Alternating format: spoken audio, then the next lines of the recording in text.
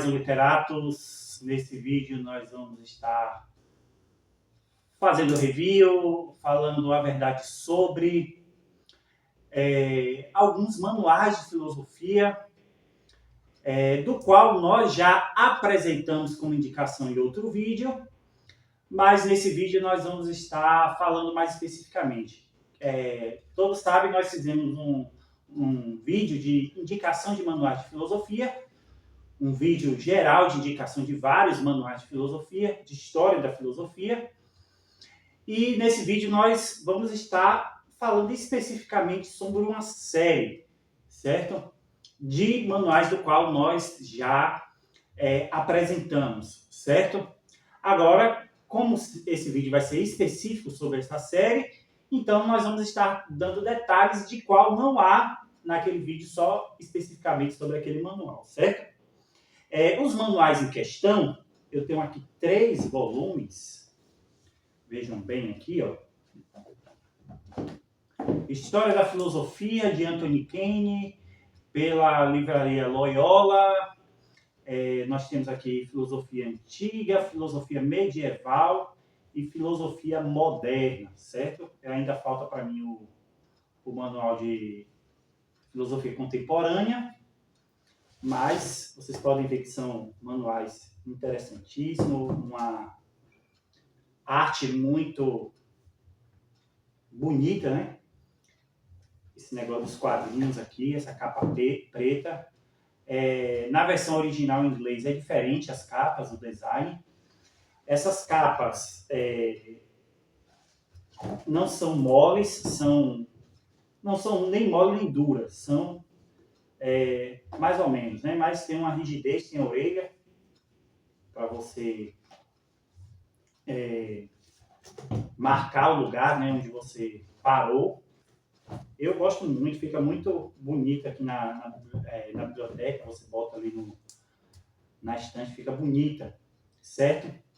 O material é interessante. Claro que poderia ser de capa dura, até mesmo pelo valor, mas não deixa de ser resistente e bonito, né? Então, vamos falar do conteúdo, que é o que mais interessa, certo? Primeiro, a gente tem que falar aqui da maneira peculiar que Anthony Kane ele trabalha esses manuais, certo? Esse manual eu conheci através de um colega de faculdade que ele falou, olha, o melhor manual, isso lá em 2014, o melhor manual de Anthony Kane. Claro que existem outros melhores, certo? Mas qual a peculiaridade dos manuais de Anthony Kane? Primeiro, ele trabalha a história da filosofia sobre temas, certo? E isso tem uma coisa boa e uma coisa ruim. Qual é a coisa boa? Para quem não sabe, Anthony Kane ele é especialista em filosofia da linguagem e filosofia da mente. Então, ele vai trabalhar alguns temas basilares, né? Então, ele vai trabalhar a metafísica, a questão de Deus, a questão da teoria do conhecimento, a ética. Então, são basicamente esses temas que ele vai estar trabalhando. Então, assim, mas você pergunta, e se um filósofo trabalhar um tema que não se enquadre nesses temas, né? Ética, teoria do conhecimento, mente, metafísica, Deus. Então, ele vai trabalhar em um outro capítulo que ele vai estar trabalhando o geral sobre aquele filósofo, entendeu? Então, primeiro, ele vai pegar, de início, no manual, ele vai trabalhar uma visão geral sobre os filósofos que ele vai estar trabalhando. Depois ele vai se desdobrar sobre esses temas. Então, possivelmente, um tema da estética, um tema da linguagem, que apesar de ele ser especialista, não tem um capítulo específico para a linguagem, então ele vai dar uma visão geral, biográfica e geral sobre a filosofia daquele filósofo, certo? colocar, situar ele no tempo e tal, certo? Então ele vai estar trabalhando principalmente ética, metafísica, a questão de Deus, a questão da teoria do conhecimento e da mente, certo? Então, assim, uma coisa interessante é que, por exemplo, ele vai estar trabalhando a filosofia da mente mesmo entre os pré-socráticos, mesmo entre a filosofia antiga, certo? Então, às vezes, filósofos que a gente coloca como improváveis trabalhar o tema da mente, ele vai estar dedicando um capítulo específico para trabalhar naquele filósofo o problema da mente. Ou então, se aquele filósofo não trabalhar o tema da mente, ele vai omitir. Só vai escolher os filósofos que trabalham sobre o tema da mente, certo?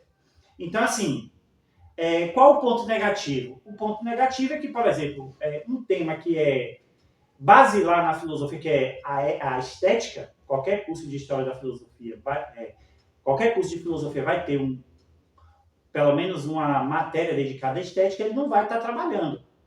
Possivelmente ele vai estar trabalhando naquela visão geral, naquele capítulo geral. Então, assim, você não tem, nos cursos de história da filosofia, nos cursos de filosofia, você não tem geralmente você não tem uma matéria de filosofia da mente, certo? Geralmente não acontece, mas você tem uma matéria de estética, por exemplo, certo? Então isso talvez seja um problema. Outra coisa é que a média de páginas de cada livro é 400 páginas. Então, são livros curtos, certo? Vem falar 400 páginas, mas são poucas páginas para você trabalhar a história da filosofia, certo? Então, como eu disse, cada manual de filosofia ele vai ter uma abordagem, vai ter uma proposta, certo? E até os manuais de filosofia mais robustos, eles não vão ter tudo, certo? Então, se você compara aqui o manual de filosofia do Reale Antisérie, ele é bem mais resumido, certo? Eu estou falando em termos de quantidade. Em termos de qualidade, a gente pode discutir, certo? Uma outra questão que é muito importante nesse manual de filosofia, que é uma característica também do manual de filosofia do Bertrand Russell, é que ele é opinativo, certo? Então, assim, você tem aqueles manuais de filosofia que ele só vai descrever.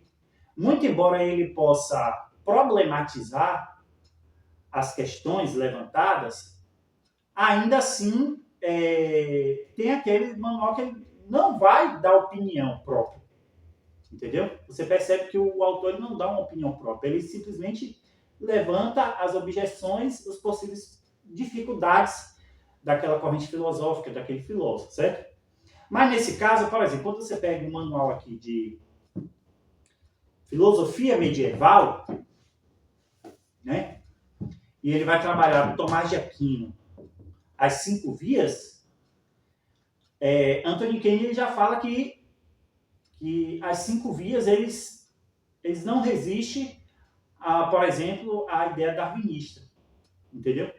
Então ele já coloca aqui a opinião dele de que ele refuta as 5 vias. Ele coloca as 5 vias de Tomás de Aquino e ele fala, todas essas 5 vias são refutáveis. E aí ele explica, ele coloca as opiniões. E Anthony Kennedy é muito conhecido justamente por apresentar as refutações das 5 vias de Tomás de Aquino, entendeu?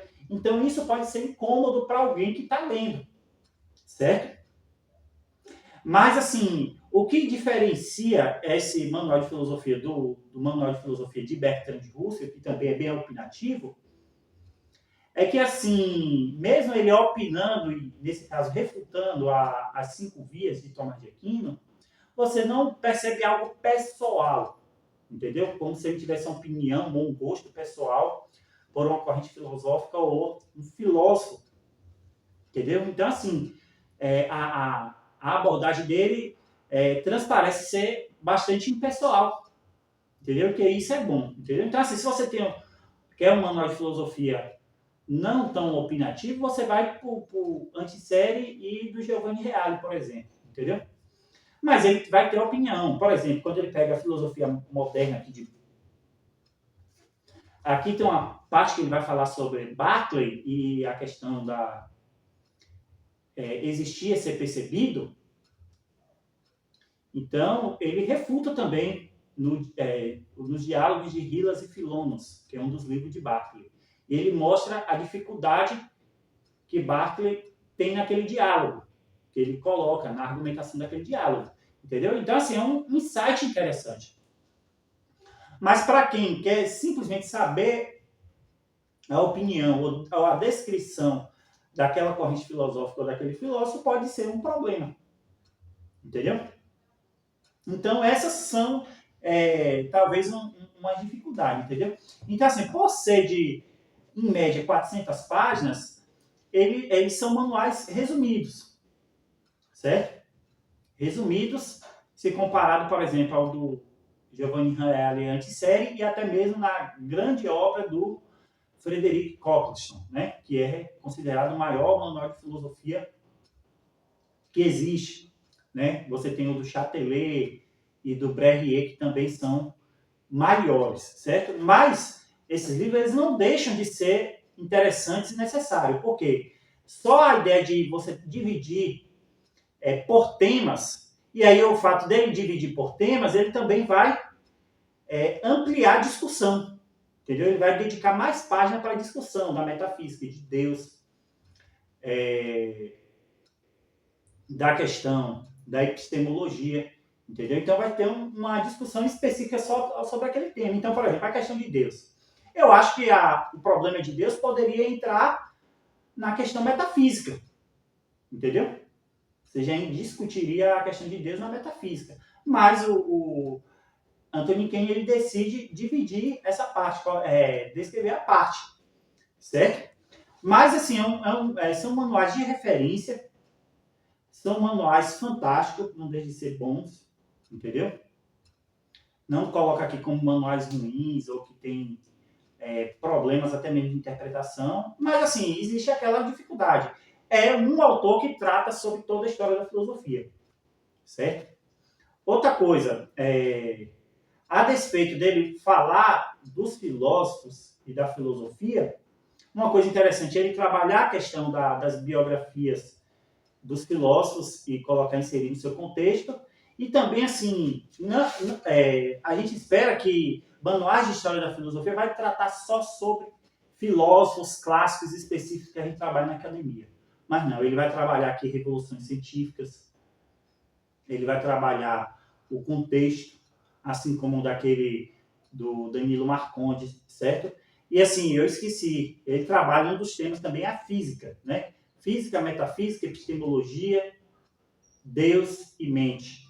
Talvez sejam as principais temas, entendeu? Então ele vai colocar física também aqui. Ele vai dar espaço a algumas correntes filosóficas, às vezes mais esquecidas, né? Por muitos consideradas como minoritárias, né? Ou pouco relevantes. Apesar de que ele não vai colocar como as outras correntes, né? Mas, assim, eu acho que isso é tudo. O manual fica lindão na estante, né? E manual de história da filosofia, eu acho que, assim como comentário bíblico, nunca é demais, certo? E ainda mais obras que são de referência. E Anthony Kane é uma referência. Ele, inclusive, recebeu prêmios lá da coroa inglesa, como importante intelectual. Então, pessoal, espero que tenham gostado. Tem o nosso Pix para contribuições. Estamos em outras plataformas e até a próxima.